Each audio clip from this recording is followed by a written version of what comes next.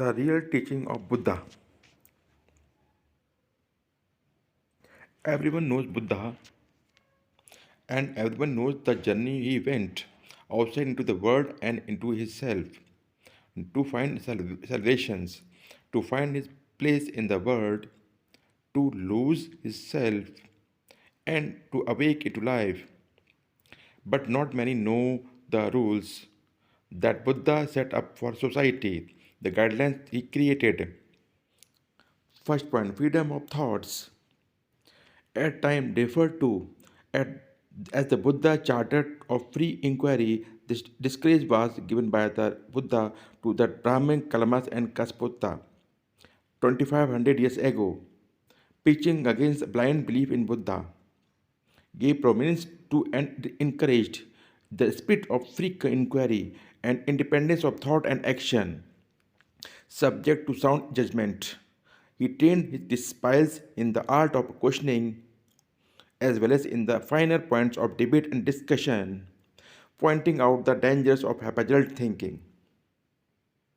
The Buddha teaches the kalamas the art of reasoning for the sole purpose of arriving at true understanding of the Buddha teaching of the Four Noble Truths. Second point, towards humanity dignity. Sunita was a scavenger born into a so-called outcast community of meeting the Buddha of his arms round one day. The humble youth prostrate before the master in adoration, asking for donations. He is taken to the temple, where he soon becomes worthy of the highest obeisance of both Deva and Brahma gods. Thus, the Buddha teaches that a man becomes neither a Brahmin nor a low caste by birth, but by deed alone. And you see in your life, whether you are born on the street or into a noble house, your true worth is set by you alone, by your deeds, by your morals, by your thoughts and action. Third point, equality of women.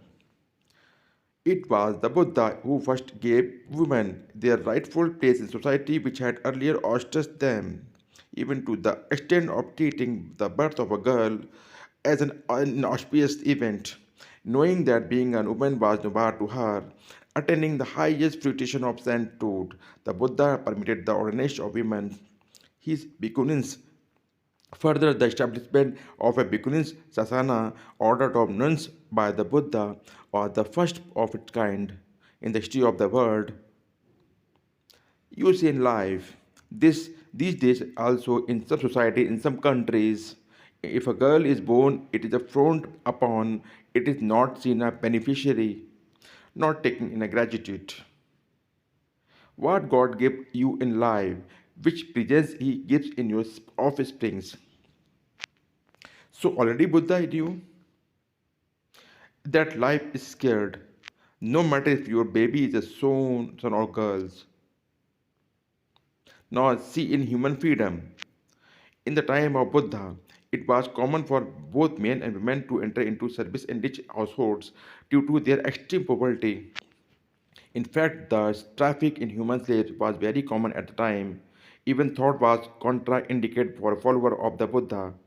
The state of slavery that existed at the time is well is illustrated by the story of slave girl Raja Mulla, who worked for a very wicked mistress who treated her without any mercy even for the slightest fault. On the picture here, the Buddha admonished